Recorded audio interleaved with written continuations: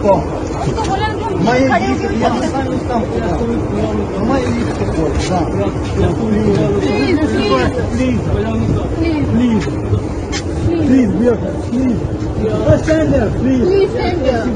Please. सचमुच प्रधानमंत्री, क्या आप वाकई मानते हैं कि भारत की जो बढ़ती ताकत है उसकी वजह से ही आप यूक्रेन से भारतीय छात्रों को लगातार निकाल पा रहे हैं? सबसे पहले मैं आपसे सवाल पूछना चाहता हूं कि 90 के दशक में तो यह देश एक बहुत ही कमजोर राष्ट्र माना जाता था। उस वक्त की सरकार ने 1 नहीं 2 नहीं 10,000 नहीं 20,000 नहीं 1.5 लाख भारतीयों को खाड़ी देशों से निकाला था, जब खाड़ी में इससे भी भीषण युद्ध चल रहा था। भूल गए आप 2011 में लिबिया का युद्ध, जब मुअम्मर गद्दाफी को मौत की घाट उतार दिया गया था और उसके बाद जो असंतोष हुआ था, उस वक्त भी 15,000 से 17,000 भारतीयों को वहां से निकाला गया था। और प्रधानमंत्री दावा कर रहे हैं कि हमारी बढ़ती ताकत की वजह से ही हम निकाल पा रहे हैं लोगों को। प्रधानमंत्री, मैं आपको भारत की बढ़ती ताकत का एक नमूना देना चाहता हूं, सिर्फ एक नमूना। ये वीडियो देखिए दोस्तों। कुछ छात्र जो हैं वो ट्रेन बोर्ड करने का प्रयास कर रहे हैं, ट्रेन चढ़ने का प्रयास कर रहे हैं, मिन्नतें कर रहे हैं कि हमें ट्रेन चढ़ने दो, मगर उन्हें ट्रेन पर नहीं चढ़ने दिया जा रहा, मना कर दिया गया है। छात्रों को यह तक धमकी दी जा रही है कि अगर आप ट्रेन चढ़े तो हम गोली मार देंगे आपको। मैं चाहूंगा प्रधानमंत्री आप ये नजारा देखिए और फिर मैं आपसे भी यह जानना चाहूंगा कि ऐसे में आप कैसे दावा कर सकते हैं कि भारत की ताकत जो है वो दुनिया भर में बढ़ रही है और उसी के नतीजतन आप यूक्रेन से भारतीय छात्रों को निकाल पा रहे हैं। देखिए।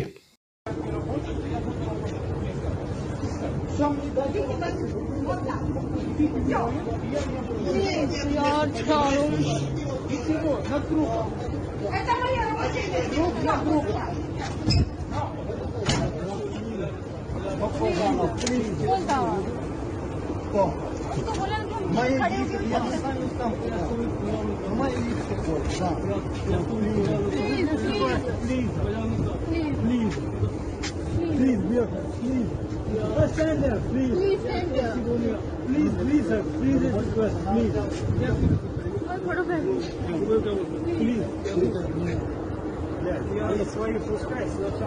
इसी मंच पर मैंने कई बार आपको बतलाया है कि भारत सरकार ने अपने नागरिकों, अपने छात्रों को दिशा निर्देश, साफ दिशा निर्देश जारी करने में बहुत देरी कर दी। 1 महीने की देरी कर दी दोस्तों।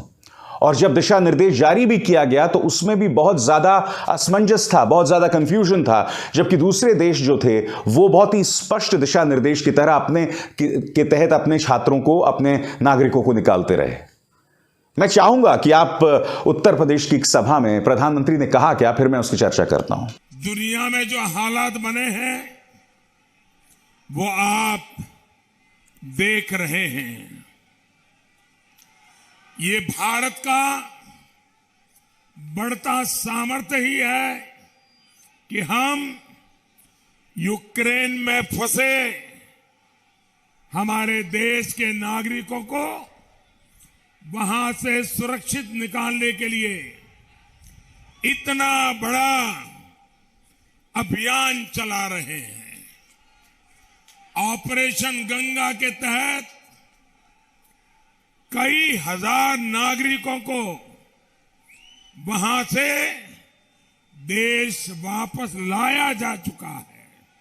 नहीं प्रधानमंत्री, अब भी हजारों की तादाद में हमारे छात्र वहां फंसे हुए हैं और सरकार कोई एहसान नहीं कर रही उनको बाहर निकाल के।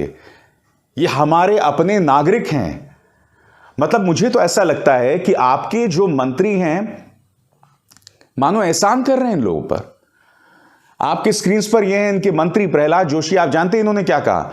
इन्होंने कहा कि 90% छात्र जो यूक्रेन में जाकर पढ़ रहे हैं वो नीट की परीक्षा में फेल हो जाते हैं। अरे अगर तो फेल हो जाते हैं तो इसका मतलब क्या हमें मरने दें? या कहीं आप ये तो नहीं कहने का प्रयास कर रहे हैं कि उन्हें निकालकर हम उन पर एहसान कर रहे हैं? नहीं, क्योंकि आपके रवैये से पूरी तरफ से साबित हो रहा है। एक एक करके देखिए। कल ये जितेंद्र सिंह हैं, प्रधानमंत्री कार्यालय में मंत्री हैं, पहुंच गए छात्रों पर एहसान जतलाने की स्वागत है आपका, आइए। और यही नहीं, स्मृति ईरानी भी देखिए, वो भी पहुंच गई थी। और पहले दस्ते के साथ भी आपको याद होगा ज्योतिरादित्य सिंधिया और पीयूष गोयल पहुंच गए थे। ये पब्लिक रिलेशंस एक्सरसाइज बंद कीजिए। ऐसा कभी किसी ने नहीं किया भाई। वो निकले नहीं कि आप उत्तर प्रदेश के चुनावों में उस पर वोट्स हासिल करने लग गए। अब ये वीडियो देख रहे हैं आप, मोदी सरकार के मंत्रियों की आदत है हर चीज के लिए क्रेडिट लेना, श्रेय लेना। यही काम हो रहा था रोमानिया में। जब ज्योतिरादित्य सिंधिया अपनी बड़ाई कर रहे थे, तभी रोमानिया के एक अधिकारी ने बीच में हस्तक्षेप किया और कहा कि यह कहिए कि चाहे रहने की बात हो, चाहे खाने पीने की बात हो, रोमानिया ने इन भारतीय विद्यार्थियों की मदद की। 2 छात्रों की मौत हो चुकी है, यह ना भूलें। उनमें से एक गोलीबारी में मारा गया और दूसरा जो है दिल का दौरा पड़ने से उसकी मौत हो गई। तमाम छात्र जो हैं वो गुहार लगा रहे हैं कि उनके साथ बदतमीजी हो रही है। बॉर्डर क्रॉस करने की कोशिश करते हैं तो उन्हें जो है लात और घूंसे मारे जाते हैं। वो लोग खुले में पड़े हुए हैं -5 डिग्रीज में, और वो कह रहे हैं, वहां पड़े पड़े वो लोग कह रहे हैं कि हम यहां पर पड़े हुए हैं और हमारा कोई ख्याल नहीं रख रहा है। देखिए वीडियो, फिर आपको समझ आएगा। यहाँ की सिचुएशन, यह है जंगल और यहाँ पर कम से कम -5 टेम्परेचर है और यहाँ ये सब 72 घंटे से हम लोग बिल्कुल सोए नहीं है। ये सब ऐसे बैठे हैं इस हालत में, सबके बिल्कुल हालत खराब हो गई है। और यहाँ इंडियन एम्बेसी है नहीं, कोई इंडियन एम्बेसी नहीं है। बाकी हर कंट्री की एम्बेसी है यहाँ पर, और यहाँ के लोग खुद कह रहे हैं कि तुम्हारी इंडियन एम्बेसी कैसी है, तुम्हारी हेल्प करने नहीं आ रही तुम्हें, तो फिर तक इसको पोस्ट करो ग्रुप में। हम सब लोग फंसे हुए रोमानिया में बहुत बुरी तरीके से। कॉल करते हैं इंडियन एम्बेसी को, कॉल रिसीव नहीं करती है। यानी कि इसमें छात्र ये कह रहे थे कि बाकी सबका तो ख्याल रखा जा रहा है, हमारा ख्याल नहीं रखा जा रहा है। तो बताइए ना, भारत की ताकत को हम बढ़ा हुआ कैसे बता सकते हैं? मैं फिर कह रहा हूं, मैं तर्क मानने को तैयार हूं कि ऐसे हालात में कभी कभार सरकार के लिए काम करना बहुत मुश्किल होता है। मैं सरकार के साथ हूं, मगर इस पर वोट्स हासिल मत कीजिए ना। इसको एक ड्रामा मत बनाइए, जिस तरह से आपके मंत्री लगातार ये ड्रामा बना रही है। देखिए, जितेंद्र सिंह, स्मृति ईरानी, क्यों भाई? ज्योतिरादित्य सिंधिया, पीयूष गोयल, ड्रामा बंद कीजिए, काम कीजिए। क्योंकि कहीं ना कहीं ये सरकार जो है ना, अडवाणी जी ने बिल्कुल सही कहा था, ये सरकार जो है ना, ये इवेंट मैनेजर्स से भरी हुई है। यानी कि हमें किस तरह से एक घटना पर को किस तरह से आयोजन करना है, इवेंट मैनेजर हैं वो। पूरी तरह से सरकार जो है ऐसे लोगों से भरी हुई है, और वो उनके अंदाज़े बयां में भी दिखाई देता है। इसलिए काम कीजिए, अनर्गल दावे करना बंद कीजिए, क्योंकि ऐसा कुछ नहीं हो रहा है। अब एक तरफ तो इस तरह का प्रचार और दूसरी तरफ दुष्प्रचार।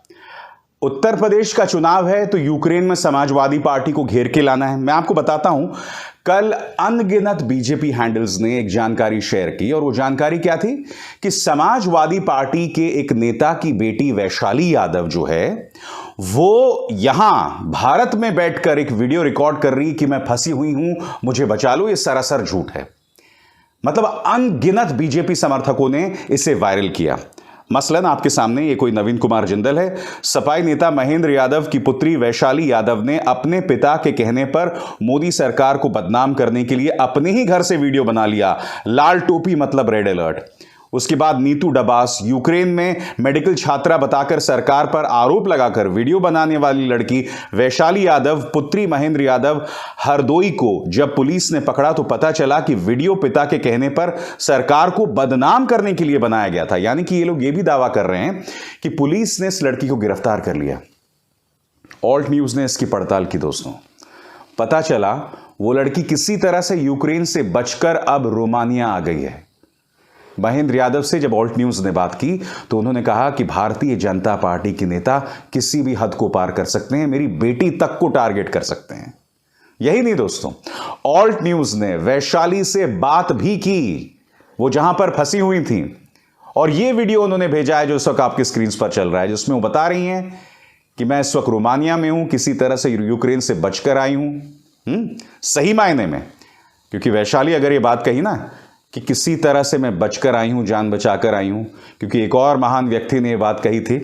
तो सुनिए वैशाली क्या कह रही हैं ऑल्ट न्यूज को, उसके बाद मैं इसकी चर्चा करता हूं।